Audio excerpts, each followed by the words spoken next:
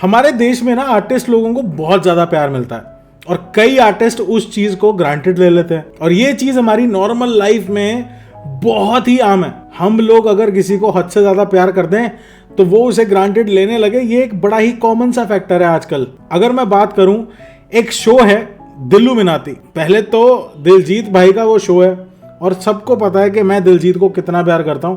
दो I am from Ludhiana, जहां पे उन्होंने अपना काम सबसे पहले शुरू करा और मेरे लिए बड़ी प्राउड फीलिंग है कि हमारे शहर का वो लड़का जो मतलब एक टाइम पे ऑटोज के ऊपर पोस्टर लगा के अपने गाने चलवाता था, आज की डेट में इंटरनेशनल लेवल पे इंडिया को रिप्रेजेंट कर रहा है। ये चीज देख के बड़ा अच्छा लगता है। लेकिन जब उस इंसान को सुनने के लिए हमारे जैसे फैंस टिकट्स बुक करने की कोशिश करते हैं तो एक फुद्दू वेबसाइट के ऊपर सर्वर ही ढंग के नहीं है या प्रॉपर वेबसाइट भी ढंग के सर्वर्स पर नहीं है। लेकिन अगर मैं बात करूं, यहाँ पे जोमेटो लाइव के ऊपर ये टिकटें बिकने को आई, दिलजीत के शो एड्स किए गए पिछले शो के क्रेज को देख के, और ये जो शो ऐड हुए थे ये हुए 27 अक्टूबर का और 3 नवंबर का, दिल्ली और जयपुर का रिस्पेक्टिवली ये शो ऐड किया गया था और इसकी टिकट बुकिंग ओपन होनी थी 2 बजे। 2 बजे जोमेटो के सर्वर का बंटा धार हो गया। मतलब एक घटिया वेबसाइट बनाई दीपिंदर गोयल जी ने। मतलब मैं ऑनेस्टली बोल रहा हूं कि इन्होंने अपने शार्क टैंक के अंदर भी लोगों को ये तक बोला था कि ये जो स्पेलिंग मिस्टेक है ना, ये तुम्हारी कंपनी को रिप्रेजेंट करते हैं और ये जो घटिया वेबसाइट है ये कंपनी को रिप्रेजेंट करती है। तो अगर मैं यहाँ पे बात करूं, सिंपल वे में एक घटिया सर्वर पे बनी हुई जोमेटो की वेबसाइट है जिसको जनता का प्यार हैंग करवा देता है, या फिर सर्वर ही इतने फुद्दू हैं जो बढ़िया से बढ़िया इन्होंने ले रखे हैं कि जनता हद से ज्यादा प्यार दे देती है आर्टिस्ट को। तो चलो कोई बात नहीं, पहले तो ये बुकिंग वेबसाइट नहीं थी, यहाँ पे खाना मिलता है और खाना मिलने के साथ साथ अब टिकटें भी बुक हो जाती हैं, तो अच्छी चीज है। लेकिन ऑनेस्टली अगर मैं बात करूं कि क्या ये टिकट्स जेन्युइन वे में बुक हो रही हैं, इसका डिसीजन मैं तुम्हारे ऊपर छोड़ूंगा। एक छोटा सा इंसिडेंट शेयर करता हूं कि 27 अक्टूबर वाले शो की टिकट बुक करने के लिए मैंने ये वेबसाइट एग्जैक्ट 3:59 पे ओपन करी। मैंने रिफ्रेश किया 20-25 बार रिफ्रेश होने के बाद वहां पे पूरे 4 बजे डॉट मुझे एक जगह शो होती है जहां पे लिखा आता है बुक टिकट्स। सिल्वर पैकेजेस की बात कर रहा हूं। पहले 2 बजे वाले में तो हमें मौका ही नहीं मिला थैंक्स टू द वेबसाइट।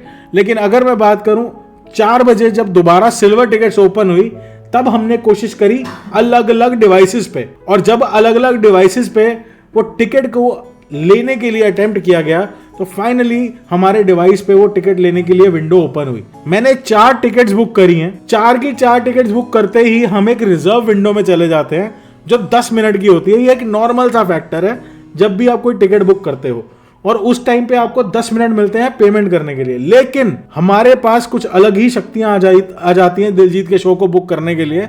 हमने 1 मिनट के अंदर वो टिकट की पेमेंट भी कर दी। मतलब 4:01 पे मेरी पेमेंट हो गई है, और जब पेमेंट होने के बाद मुझे पता चलता है कि टिकट इज बीन कैंसल्ड। चलो हम इसको साइड पे रख देते हैं कि टिकट कैंसिल हो गई, मुझे दुख हुआ, इस बात पे मैं बोल सकता हूं, हक बनता है क्योंकि हम दिलजीत को इतना प्यार करते हैं। लेकिन स्टिल अगर मैं बात करूं, जो सबसे दुख देने वाली चीज ये थी ना कि टिकट कैंसिल 1 सेकंड में पता चल गया। इतनी हाई प्रोफेशनल वेबसाइट बन गई कि टिकट भी उसने प्रोसेस कर ली कि इसको नहीं देनी है। एक टाइम पे जो वेबसाइट खुल नहीं पा रही है लेकिन वो टिकट प्रोसेस करके बता देती है इसकी कैंसिल हो गई, डन। मतलब या तो ये प्री प्रोग्राम्ड थी कि टिकट देनी ही नहीं है किसी को। उसके बाद अगर मैं बात करूं, क्योंकि बाद में ब्लैक में महंगी बिकती है ना, चलो उसके ऊपर हम नहीं जाएंगे।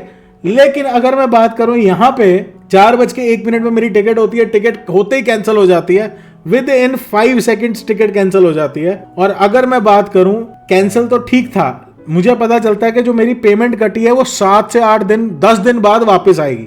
7 से 8 नहीं, सॉरी 5 से 10 दिन के बीच में मेरे अकाउंट में वापस आएगी। और इतनी मारो मार के बीच में लाखों लोग बैठे होंगे जिनकी टिकट कैंसिल हुई है। हो सकता है ना, दिलजीत की डिमांड बहुत ज्यादा है, उस डिमांड पे लाखों लोगों ने शायद 4-4, 5-5 हजार की या 10-10 हजार की टिकट्स बुक करी हो। जैसे कि मैंने 10,684 रुपए की 4 टिकटें बुक करी थी। ठीक है, हमारी पेमेंट इनके अकाउंट में 10 दिन तक रहेगी। अगर 1 लाख बंदे का 4,000 रुपया इनके अकाउंट में रहता है, मैं ज्यादा लंबा नहीं खींचूंगा इस चीज को, 1000 रुपए के हिसाब से हम 10,000 पे तो जाते ही नहीं, चलो 4,000 नहीं, 2 टिकटों का हिसाब लगा लेते हैं मोटा मोटा, 5,000 रुपए के हिसाब से 1 लाख बंदे का 5,000 रुपया इनके अकाउंट में रहता है तो कितने पैसे बनते हैं? 50 करोड़ रुपए के करीब बन जाता है मोटा मोटा। तो 50 करोड़ रुपए इनके अकाउंट में 10 दिन रहेंगे जो ऑटोमेटेड वे में रिफंड होंगे, लेकिन जो इनके अकाउंट में 5 दिन रहेंगे उससे भी इंटरेस्ट आएगा। तो क्या टिकट ना बुक होने पे जो 7 दिन की पेमेंट ये अंदर अपने पास रखेंगे वो विद इंटरेस्ट कस्टमर को वापस की जाएगी, या फिर इनिशिएट कर दिया जाए विद इन 24 आवर्स? पर नहीं जी, 50 करोड़ के ऊपर अगर तुम 10 दिन का इंटरेस्ट लगा के चलोगे तो तुम्हें पता लग जाएगा